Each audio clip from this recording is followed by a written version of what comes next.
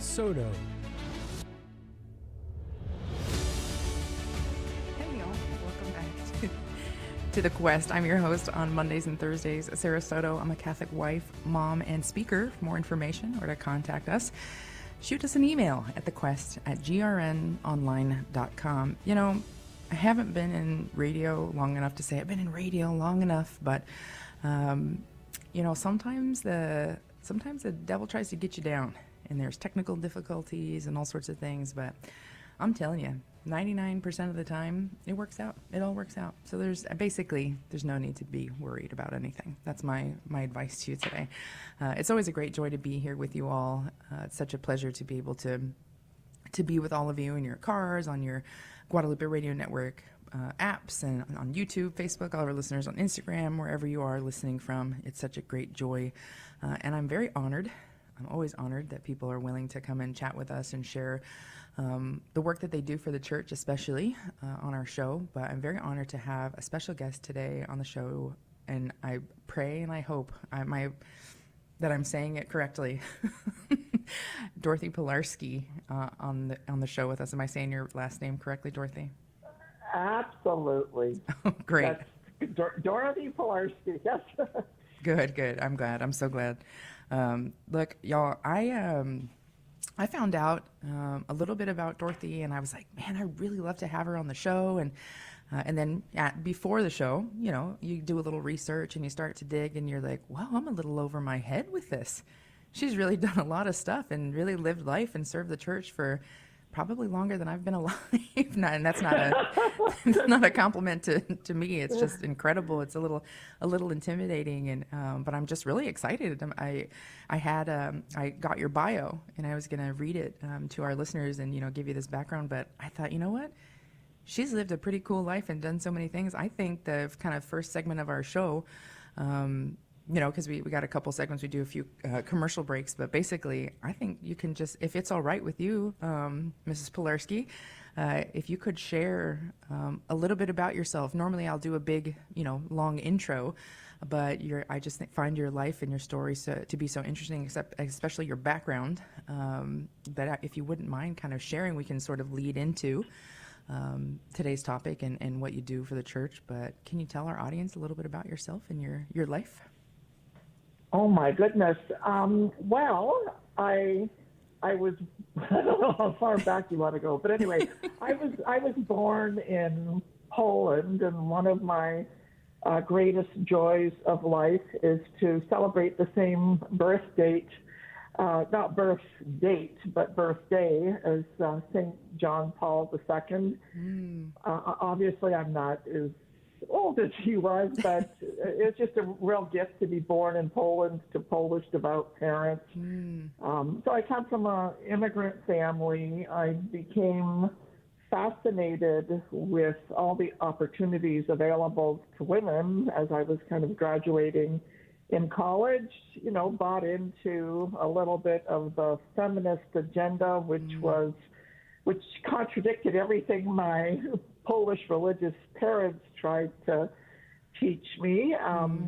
But I was blessed with a remarkable career delivering seminars right across, you know, on business-related topics across Canada, the United States, Australia, New Zealand.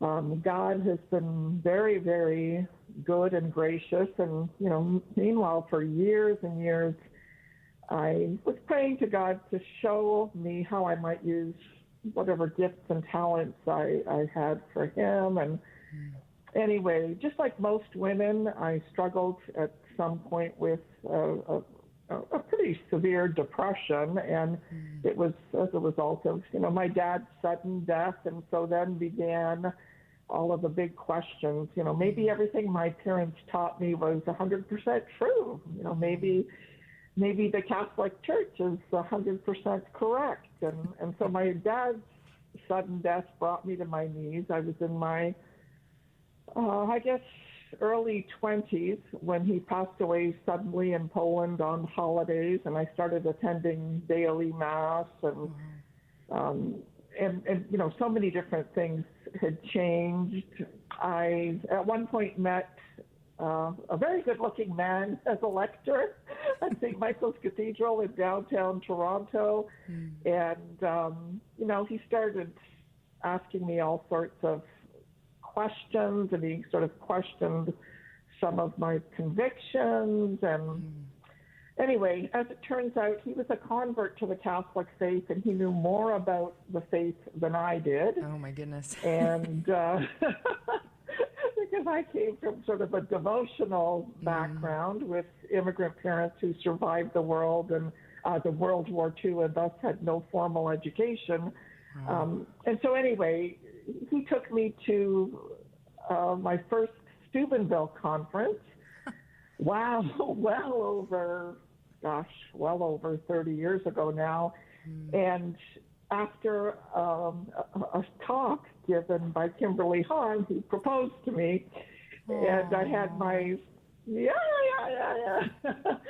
so I had my first child a little bit later in life, and I guess I knew I had undergone some type of profound change, but I didn't know what that kind of change was. Like, I knew, obviously, physically I had a child now, Right. but I knew something had happened to me. So that's sort of a very long and short story that brings that. And now we've been married for over 30 years. So Wow. and I've just had not me personally, but my daughter has now had, I've just recently became a grandma. So Wow, congratulations. there's, God has been very generous, gracious, and merciful. So right now I run an organization. You can find it on the web, CatholicMomsGroup.com, CatholicMomsGroup.com, 3 words. And we work in partnership with the Archdiocese of Toronto to help parishes start Catholic moms groups.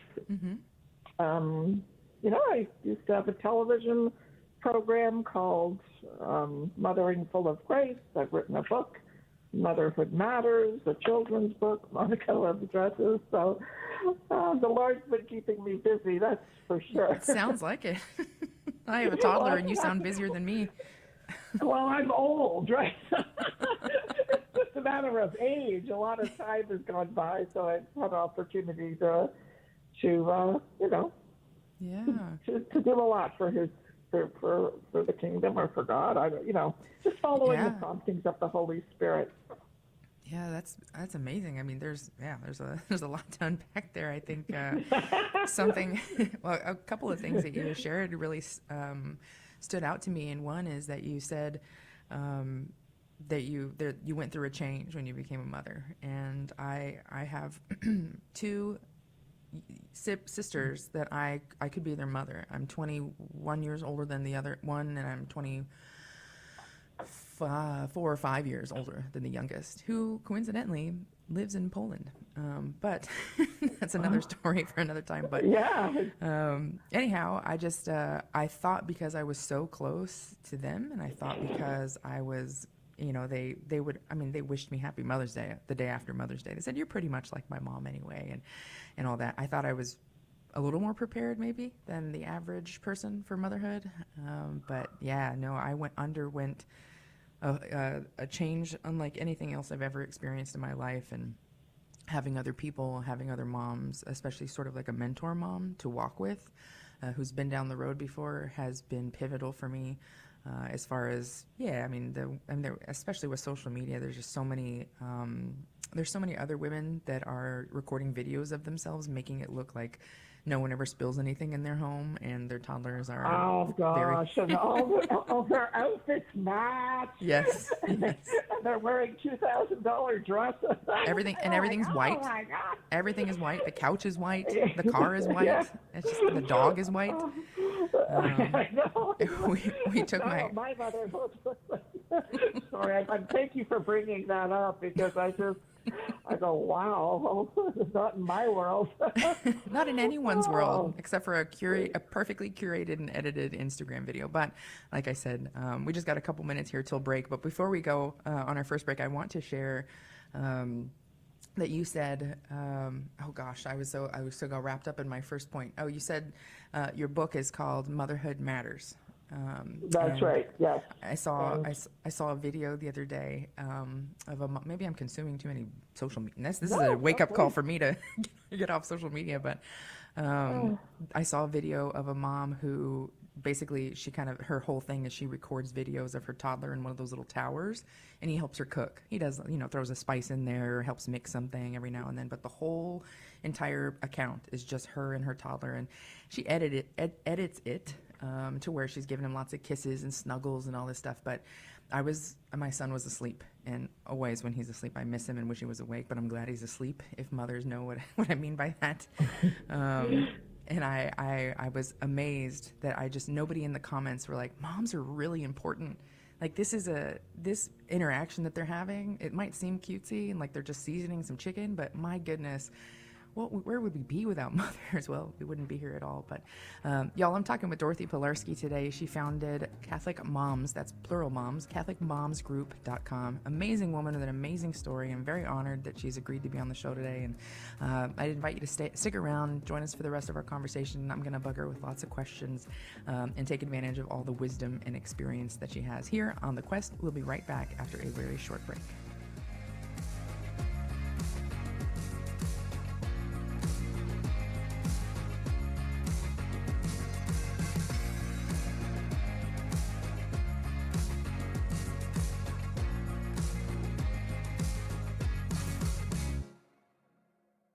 This is Dale Ahlquist with a Chesterton Minute.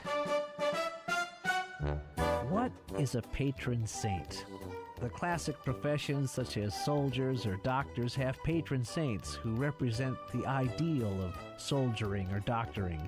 And yet, so many of the trades and crafts on which the modern world depends do not have an ideal figure. There is no patron saint of plumbers, for instance, and G.K. Chesterton says there should be. It would be a revolution, for it would inspire each individual plumber to consider that there was once a perfect being who actually did plumb. In the meantime, what do plumbers and the rest of us do? Chesterton says, keep before your eyes the supreme adventure of virtue. If you're kind, think of the man who was kinder than you. That's what is meant by having a patron saint. Want more than a minute? Visit us at chesterton.org. Welcome back to The Quest, an extraordinary journey where every step brings us closer to discovering God's love for us. Want to join the conversation? Give us a call at 877-757-9424. Hey y'all, welcome back to The Quest. I'm your host on Mondays and Thursdays, Sarah Soto. If you ever have a question for us or you want more information, we usually plug it in the little info section of our shows, which is a podcast anywhere you listen to podcasts. So you can always grab them and share it with your friends and families. But if you ever have, hey, I've got this guest I really want interviewed, or hey, what did Sarah say about this today? And she was going on about something, shoot us a message at thequest@grnonline.com. Shoot us an email if you have any questions. Today on the show, I have Dorothy Pilarski that founded Catholic Moms Group. You can visit their website at CatholicMomsGroup.com. But I want to talk about why I invited her on, and then I'm going to ask her about 85 questions in a row. No, I'm just teasing. You already know the answer to them, so it'll be easy peasy for you. It's like speed dating, but it's speed radio, right? The way I talk sometimes, yeah, you would think so. I love it. In all seriousness, there's I'm in a secular moms group in for our city. And so it's, the moms of such and such city, and they're always posted in, can you recommend a pediatrician? And, my son's doing this. Is he behind as far as, what are they called? Markers? I never paid attention to those because I knew they'd stress me out. But, all different kinds of questions. But I pretty often find that there are women in there saying, I want to get my baby baptized, but can anyone recommend a Catholic church? Or are there any, I don't have anybody to hang out with. I'm a stay-at-home mom, and I am alone all day with my baby. My husband works super long hours. I'm 27 and I have a 2-year-old. Does anybody want to spend time with me? And so and I know that this is kind of a universal experience here in the States, not so much in like places like Spain where everybody just walks out into the city and goes on a long walk together, all happy and thin and radiating. But in the Spanish sun, we're very isolated in our homes here, and we kind of stick to ourselves. And I just have found I have a couple of friends and I have a big family, and so I've not found that kind of intense isolation. Especially we have a military base here too, so there's a lot of people who don't know a single soul, and so I've been thinking like there's got to be something out there, and I think that's how I initially found you. But do you find that is something? Do you find that that's a universal experience, that moms are looking to connect with other moms and don't really know where to begin? Well, you said a couple things that sort of I could relate to, because when I first had my first child, I found myself in exactly the same position. So I started going to a lot of these secular moms groups, and how to nurse, how to blah, blah, blah, blah. And I felt like there was something hollow and there was something missing, and that I couldn't connect with them on a deeper level. And I really wanted to. And I even went to different Catholic moms groups in different parishes, and they would bring in a nurse and they'd bring in so on and so forth. But I knew that something had happened to me fundamentally as a woman, and I wanted some help in naming it. And I was also blessed with a remarkable experience of our Blessed Mother. And so, yes, there was isolation, and there was even more isolation going to some of these secular moms groups, because what had changed in me and the experience that I had with our Blessed Mother, it wasn't named, right? And so I began to go on a bit of a quest, and I was also concerned because I live in Toronto, Canada, which is, almost like New York City in a lot of different ways, a lot of different cultures, a lot of different races, a lot of different religions.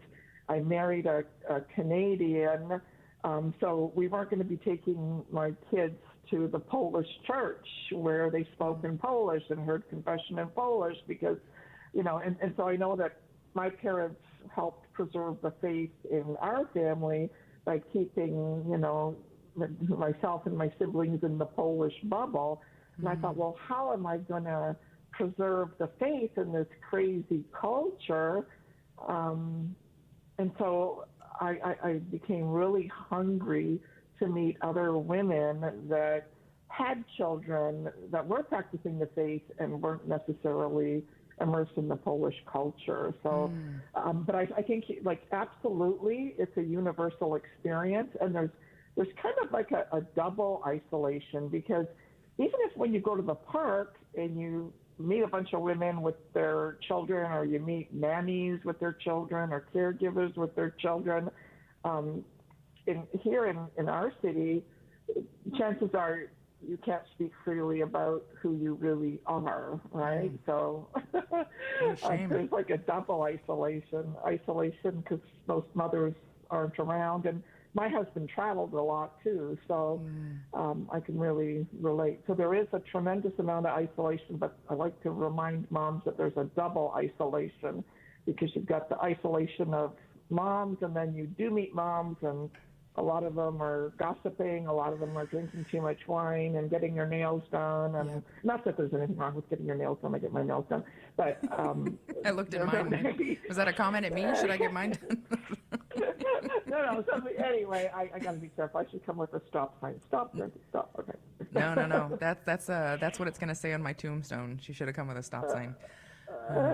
So no, I relate to that very much. So I have found sometimes I see these moms that are like desperate for connection, and you're right. It's not just the isolation of I'm a mom, period, and I'm by myself, period. It's, you're dealing with oh, well, there's a mom maybe I can connect to. And then the rest of her little advertisement for herself and her toddler are, I'm really into tarot card reading, and I'm obsessed with Halloween. And I just got a big tattoo of a goblin on my neck. So if you guys want to hang out, which, I mean, that's, a tattoo doesn't make or break somebody, but that's what I have found. It's, yes, you're so totally right, because it's, you might connect with the mom on the playground. You're like, wow, she's cool. I like the way she dresses. Her son's really cute, and she's got her daughter, and I just bought those shoes for my daughter, and maybe we could be friends. And then she's taking the Lord's name in vain. When she's talking to you about casual stuff, and it's yes, it's totally I can see it as a double isolation, but there's hope. There's hope because of Catholic Moms Group. Catholic Moms Group, yeah. So I'll tell you, for me personally. Having a Catholic Moms Group is the best kept secret in the world, because so much changed for me, personally, professionally, spiritually. It was a game changer. It was, and to this very day, I'm still in touch with the moms that have been, are a part of my Catholic Moms Group, because they're different women. They're cut of a different cloth. They're concerned about your sanctity. So, right. When you begin to gossip, they correct you, or so it's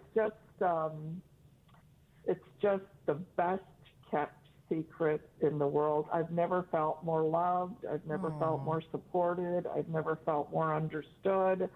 Because bada boom, bada bing. There's so many different moms in my feet now. It sounds like a real opportunity for moms, Catholic moms, to be vulnerable, which is such a crucial. It's crucial for us. It's crucial for our health, for our spiritual health, our mental health, even our physical health. When we have to act like we're perfect at work all the time, or we have to pretend nothing bothers us, and in other friendships and secular, environments, when we come into our Catholic Moms Group, we can come to a place it's a refuge, and it's, they're not just walking alongside you in motherhood, they're walking alongside you in trying to get to heaven, and it changes everything. And so you're also learning about your faith, and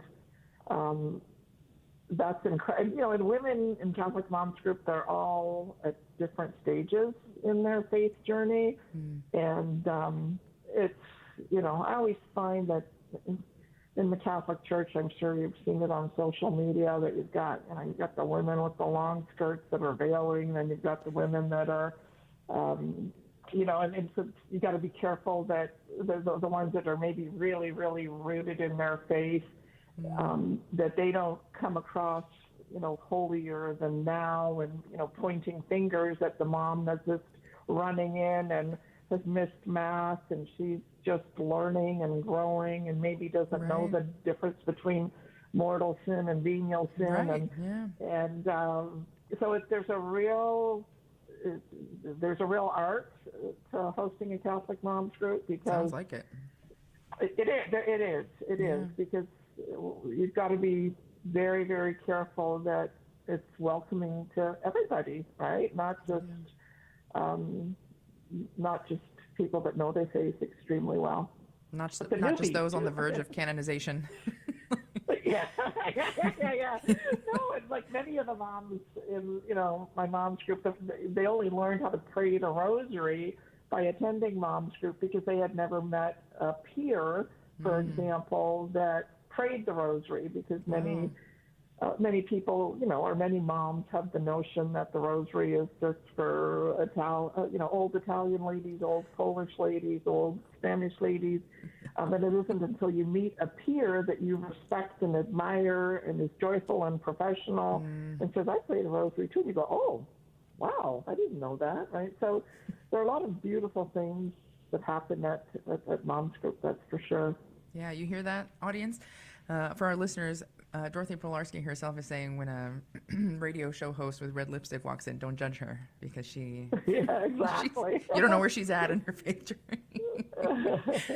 And I think people probably, I would assume, and what happens when we assume, but I would assume that a lot of people might think of a Catholic moms group and think it's moms gathering together with, toddlers and all in a circle.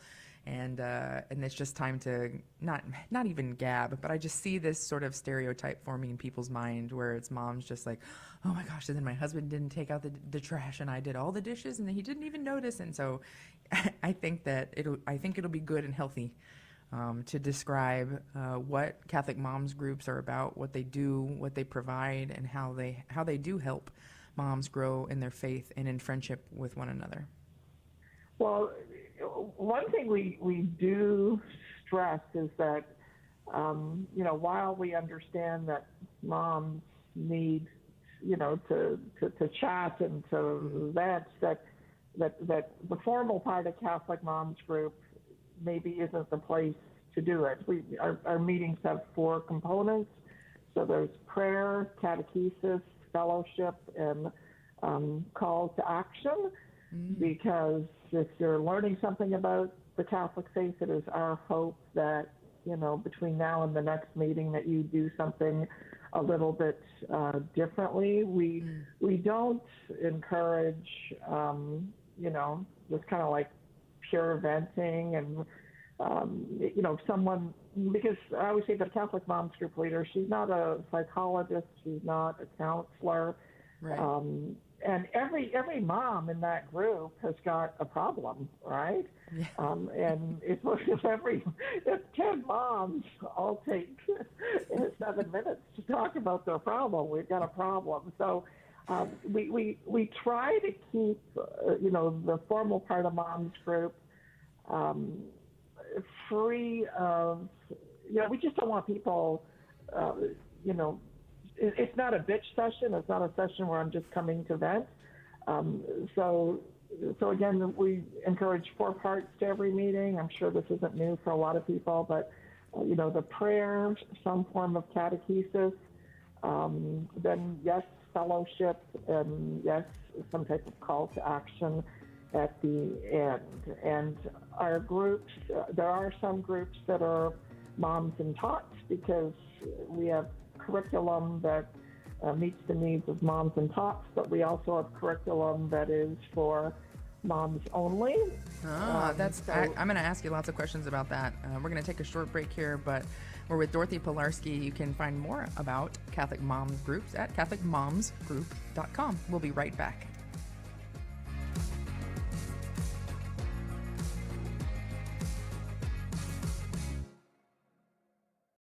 This is a special Life News Radio. I'm Jim Anderson.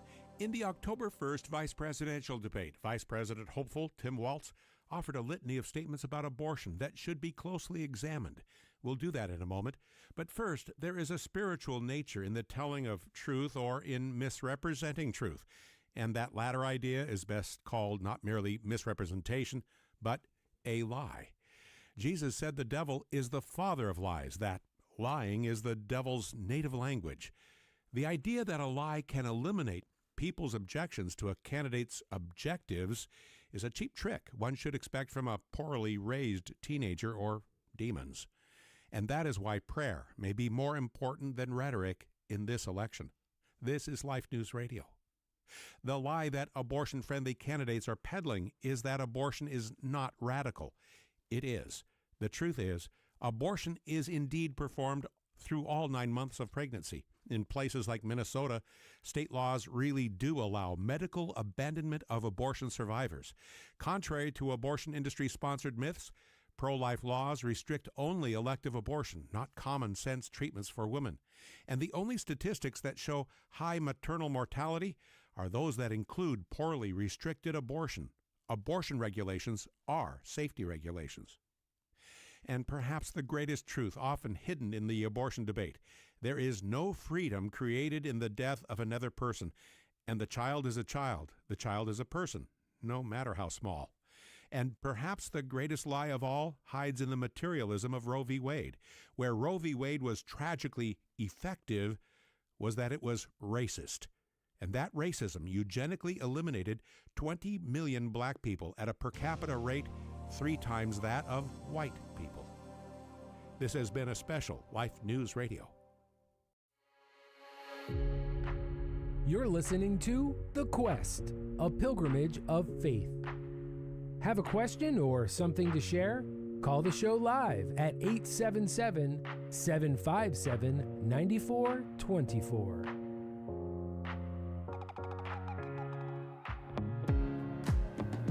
Hey y'all, I just want to remind you that today we can't take calls. Our line is plugged up, so write the number down since you heard it, 877-757-9424, so that you can call on another show. But today, unfortunately, we can't take your calls, although we would love to. You could always shoot us a question on if you're watching live on YouTube or Facebook. If you have a question for Dorothy or for myself, not that I know anything about having an awesome long life and doing a bunch of cool things for the church, but I'll try to help you as best I can. And as always, you can shoot us an email at thequest@grnonline.com. If you're just tuning in, I am talking with Dorothy Pilarski today.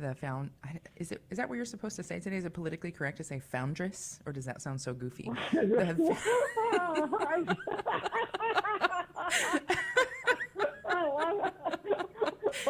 The founder. That's a hard R. I love that. It's always the first. Yeah. No one's ever asked me that. Well, I'm sorry, but I'm a foundress. No, that's okay. Cool. I'm gonna go with the hard R. The founder of No One's Gonna Tell Me How to Talk. So she's the founder of Catholic Moms Group, and you can visit her website, find out more information there on CatholicMomsGroup.com, and they're on all the social media sites. You can find them very easily, and in fact, as I was going through their website, I mean, they got a fully operational calendar on there. You can find mom groups in your area, and their website is really amazing. And I was just about to, I feel like I'm bugging her, but I was just about to bug Dorothy here. No, like bug away.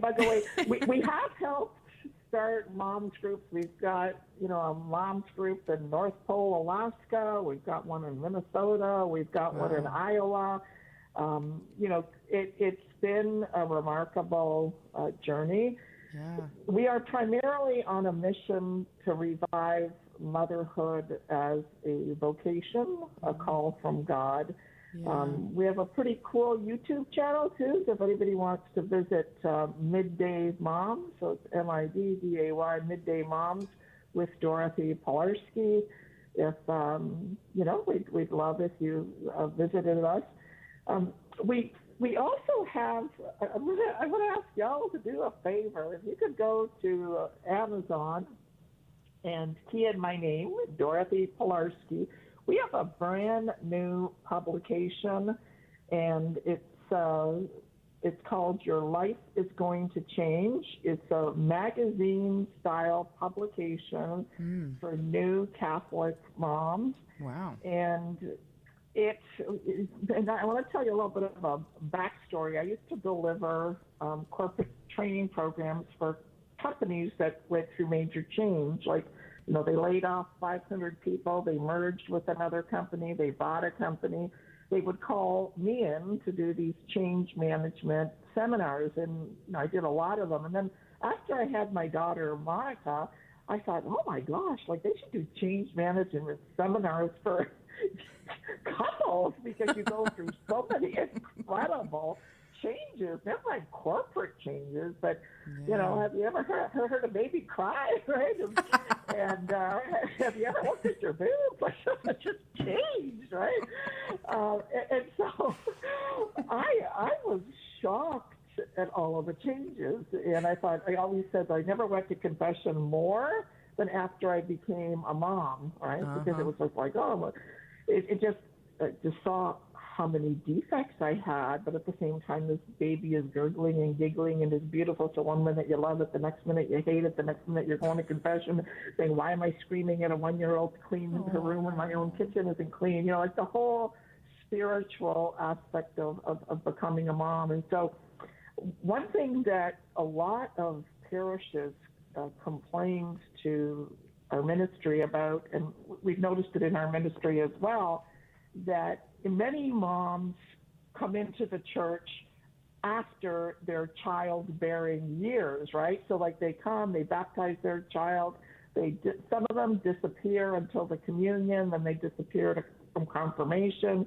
And so the moms that we want to reach aren't always in the pews, right?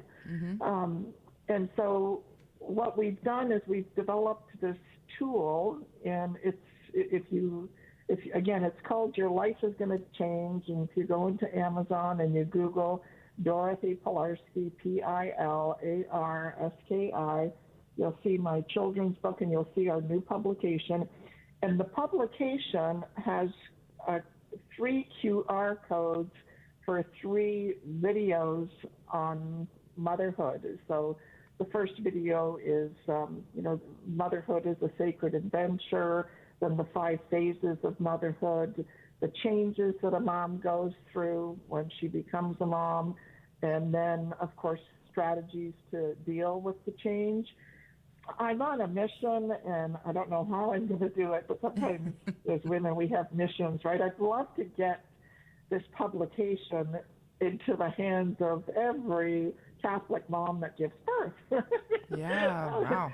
That's a great mission. Call, right? Because I know, I'm a little nuts, right? But the thing is that so many moms that come into our ministry, they'll say, oh my gosh, I wish I would have found out about this line of thinking sooner. I wish I would have developed a robust Catholic spirituality sooner. I wish I would have discovered the power of the sacraments sooner. Yeah. I might have made different decisions. I might have become a different person. And so, we're in our 10th year of helping parishes start Catholic moms groups. We've helped a lot of parishes start Catholic moms groups. But this year, we're really, really focusing on trying to reach the moms that aren't in the pews. And so we're hoping, too, that if you're a mom of an adult child, and you see that she's not practicing and that she's had her first baby, we're like, okay, get the publication and give it to her during her baby shower, because it's beautiful, it's full color, it's something that you could pick up in a store. Like it's not religious looking to look at it, so you don't have to be afraid to give it to people. Right? I want to assure our audience now. I'm looking at it right now. I found it on Amazon. There is actually, contrary to popular belief, people who are trying to help Catholic women on their journey and with their faith and motherhood. There's not a gigantic graphic crucifix on the front, so put your minds. Not that I have a problem with that. And I think that's where Carrie Gress has got it right with her series on theology of the home, because she saw an unmet need. So our ministry also have an annual conference, the Dynamic Women of Faith Conference. Yeah, and I saw that. In March will be our 16th year. Last year, it was just so cool. We had Jordan Peterson's wife speak to the conference. Wow. Like, beautiful thing.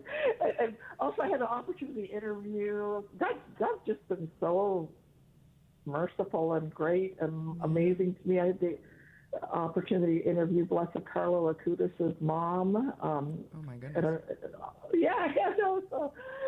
There's been so many remarkable blessings. That's why I say having a mom's group, a Catholic moms group, is the world's best kept secret, because it's just like our Blessed Mother keeps on opening this door and that door and this door, because our Blessed Mother wants to help you mother your children. She wants to give you supernatural strength.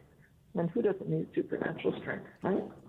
All the time. I mean, all the time. No, you're absolutely right. Our Lady has been, it sounds maybe dramatic, which I've been accused of being my whole life, but she has quite literally carried me through the labor, the delivery, and raising of our, he's about to be 2 in a few weeks here, but my goodness, without her, I honestly can't conceive how women who aren't consecrated to Jesus through Mary can make it through this. I mean, I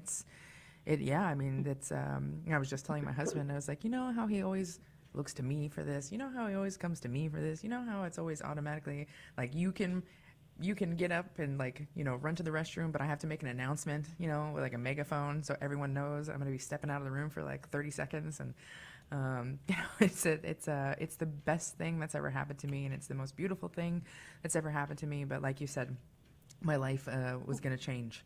And so, well, you know what's interesting though? Like I grew up in a very religious home. You know, my mom belonged to Legion of Mary, and my dad was the church organist. He was on the founding committee of, you know, Maximilian Kolbe Church here in you know, Mississauga.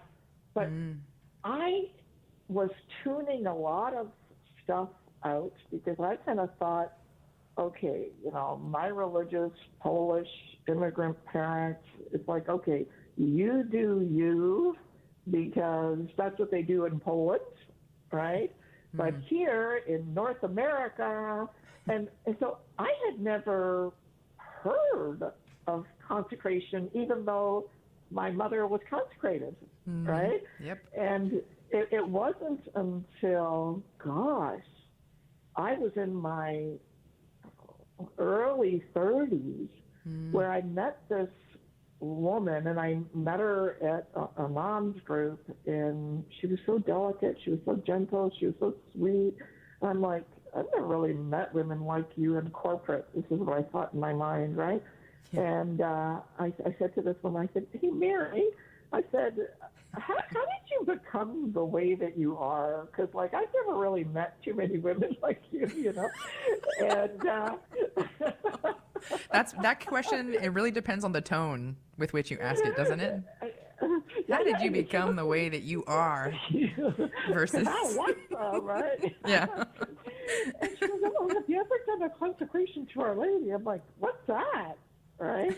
Yeah. And she, you know, gave me St. Louis de Montfort's book, and I guess she could read me, so she gave me the real thin one. Well, it's like, I was going to say, wow, I'm impressed. True devotion it's got some weight to it. Yeah, no, well, there's a thin one, right? There's a thin one. She read the room. Right? Oh, no, this one, I don't know what we're going to do with her. And so, you know, one thing I tell moms is that we might be practicing ourselves, and we might even be giving our children, you know, cartoon books of our Blessed Mother, which I never did that because I thought that was a bit over the top. Sorry, but what if I had a whole collection of cartoon books about Our Lady? No, that's okay. But like, I really love the CCC of America saint videos. Like, that was definitely, my kids said, oh, you know, can I watch a video? I said, sure. You know, they put it up because they were so beautiful, right? Yeah. And they didn't have like a bloody crucifix. They're just extremely well done. CCC of America. Well, they're not produced in Mexico, which is my favorite place to feel guilty and worship. But that's another story. Yeah, we could probably talk for hours, but I encourage mothers to become whisperers of the faith, right? So when you're sitting at church, to say into the ear of your 2-year-old, did you know that Jesus, he's really, really there? He's there. And then the 2-year-old goes, where? In that horse's hole, you know?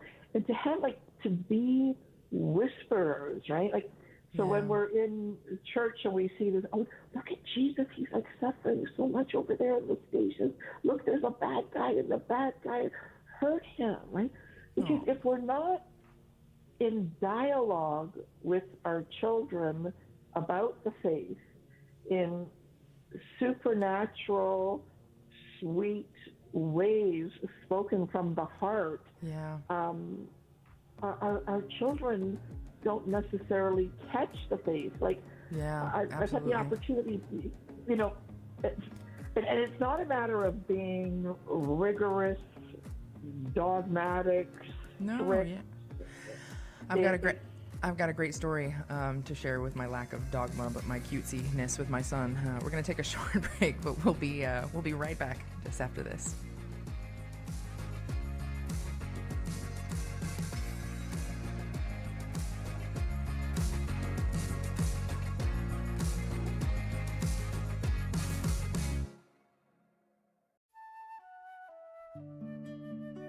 This is Franciscan Media's Saint of the Day for October 3rd. Today we celebrate Saint Theodora Guerin. Born in France in 1798, Anne-Thérèse Guerin entered the Sisters of Providence in 1823, taking the name Sister Saint Theodore. An illness during the novitiate left her in fragile health, but that did not keep her from becoming an accomplished teacher. In 1840, Sister St. Theodore and 5 sisters were sent to St. Mary of the Woods, Indiana, to teach and to care for the sick poor. There they established a mother house and novitiate. The young community persevered, despite fires, crop failure, prejudice against Catholic women religious, misunderstandings, and separation from their mother congregation in France. Mother Theodore told her sisters, "Have confidence in the providence that so far has never failed us." Another time she asked, "With Jesus, what shall we have to fear?" Mother Theodore died in 1856 and was buried in the Church of the Immaculate Conception at St. Mary of the Woods. She was canonized by Pope Benedict XVI in 2006. There's more about the saints along with inspiration and Catholic resources at our website, saintoftheday.org. From Franciscan Media, this has been Saint of the Day. This is The Quest from the studios of the Guadalupe Radio Network. Share the show with a friend. You can find us on social media. Want to listen again? We're on Apple Podcasts, Spotify, YouTube, or wherever you enjoy listening to podcasts. Hey y'all, welcome back to The Quest. I'm with you here on Mondays and Thursdays. Sarah Soto, Catholic wife, mom, and speaker. For more information or to contact us, ask us any questions, get on any of the links that we discussed on the show because you didn't see the little read more on the info section, which, hey, happens to the best of us, shoot us a message at thequest@grnonline.com. It's a great honor to be with Dorothy Pilarski, the founder of Catholic Moms Group. You can visit their website at catholicmomsgroup.com. We've been talking about the importance of motherhood, and what I really love so much is that she's been sharing how important it is to reach those moms that aren't sitting in the pews but are Catholic, or that, well, even have the potential to be, I guess. And there's a I'm looking through this YouTube channel that they've put together. It's called Midday Moms, MIDDA together, Midday Moms with Dorothy Pilarski. You guys have got to check this out. This is phenomenal stuff that's going on here. It's putting me to shame a little bit. And anyway, you should definitely visit it. And she's also got this very non-intimidating, but very helpful and beautiful sort of magazine publication. And if you go on to Amazon and just type in Dorothy Pilarski, that's pillar in Spanish if you speak Spanish, but that's not very helpful. Pilarski, Pilarski, Dorothy Pilarski, Dorothy as in click your heels together, Pilarski, and you can type in "Your life is going to change." You know, it's funny. I was looking for it, and I typed some things in incorrectly, and it was amazing how many Dorothy Toto Halloween costumes popped up just by typing Dorothy, misspelling Pilarski, because that's the kind of day it's been for me. But it's a beautiful publication that, especially she mentioned that mothers of maybe daughters who have just become mothers and they're not practicing their faith, this is a really good tool to put into their hands to open the door, I think. And we definitely need more tools, especially mothers and grandmothers of children and grandchildren who are not practicing the faith. We need tools that are more gentle and inviting and less intimidating. But Dorothy was talking about inviting the children into the faith with this in this very sweet and gentle way. And so in Spanish, when my son wants to eat food, he does the sign language for eating, which is putting your fingers towards your mouth. And I said, "Do you want to eat some papa? You want to eat some papa?" And he's like, "Yeah, papa, papa." And so now when the bells ring at Mass at the fullest volume that his tiny little lungs can bring forth, he says, "Jesus, papa, Jesus, papa."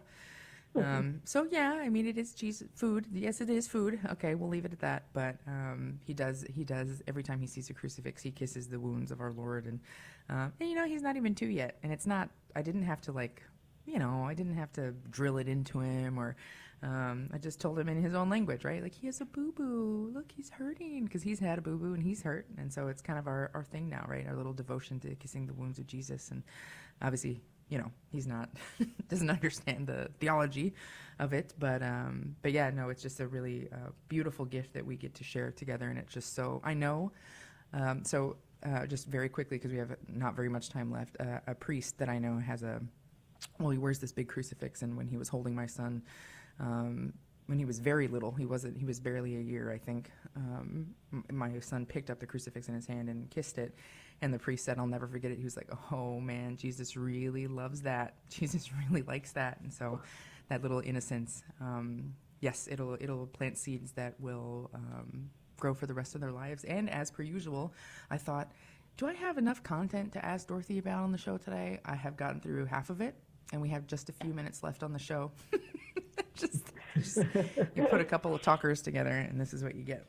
But it's good. It's good. Well, Dorothy, I got them on the. We're going to include links to the new publication that you've got out, to your YouTube channel, and to Catholic moms groups. But I just wanted to ask you one more question about the Dynamic Women of Faith conference. That sounds like something I want to be a part of.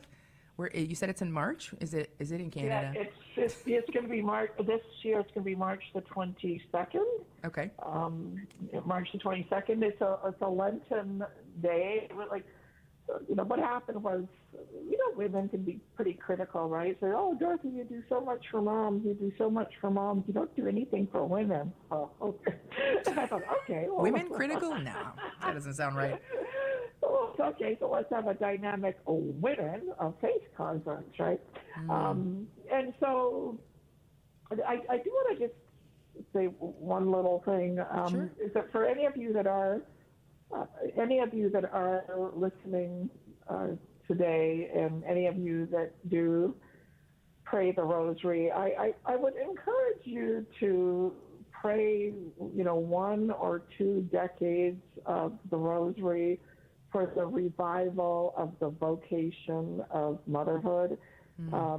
If you could put that into your daily prayers, because it seems that women,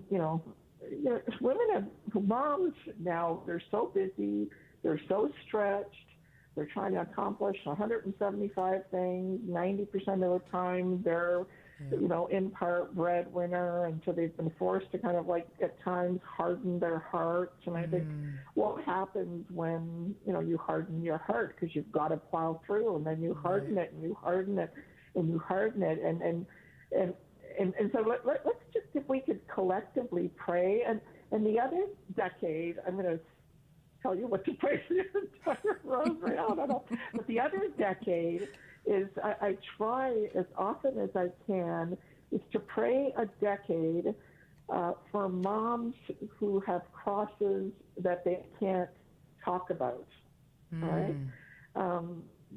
Because moms carry a lot of crosses, and if you have the cross, oh, my husband travels a lot, or I'm sick, and you can talk about it. But many moms have crosses that they can't talk about publicly, like running a mother's ministry.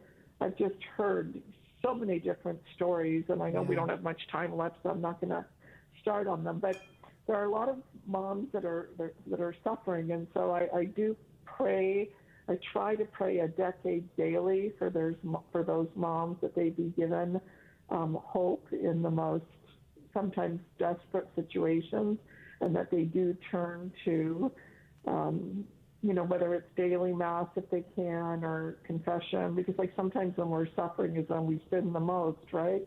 Yeah. So anyway, just encourage you to pray for the revival of the vocation of motherhood, and to pray for mothers who are suffering and they can't talk about their suffering.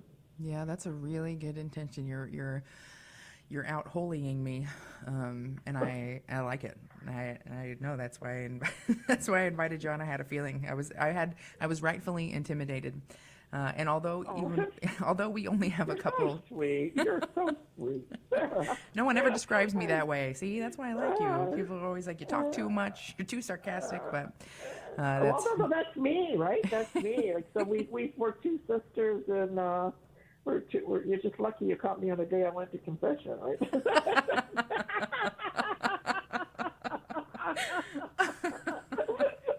Oh man. Sorry, No. We're sisters. We're sisters. Trust That's me, right. We're sisters. That's right. Well, I'm honored to be called your sister, and we've only got 2 minutes left here before we kind of head out. But Wrap up. yeah, I do want to say we are gonna. So Dorothy's got a bunch of amazing resources. We've mentioned them, most of them, not even probably all of them, on the show here today. But we are gonna have all those links available. But one of the big questions I wanted to ask her was, how do you actually get a Catholic Moms group started? We don't have time to get into it today, but all that information is on their fabulous website. How to get a group started, how to join a group. Maybe there's one already nearby you, and there's a bunch of other fabulous stuff on there too. And you can learn all about what they do, and you can reach their. You can find out about the conference, get linked to the conference, and then to their new publication as well on CatholicMomsGroup.com. And it's been I got a minute left. I want to ask you so many things. All I do want to say is that it's been a great joy to have you on, Dorothy Pilarski. Thank you for being the founder or foundress, whatever you prefer, to the Catholic Moms Group, and for uniting moms together in all different faith journeys. And I just appreciate your work so much, more than I can even articulate. So thank you very much, and thanks for your time, and God bless you. Thank you. We have an introductory workshop coming up on how to start a mom's group. So if you write to our ministry, we can send you the details. So Great. Anyway, and it's virtual. Oh, great. Yeah, we'll include that in there too. Well, thank you so much. And as always, thanks for listening to us here on the Guadalupe Radio Network. You're listening to The Quest. We're with you Monday through Friday, 4 p.m. Central, 5 p.m. Eastern. As always, thanks for listening, and God bless you all.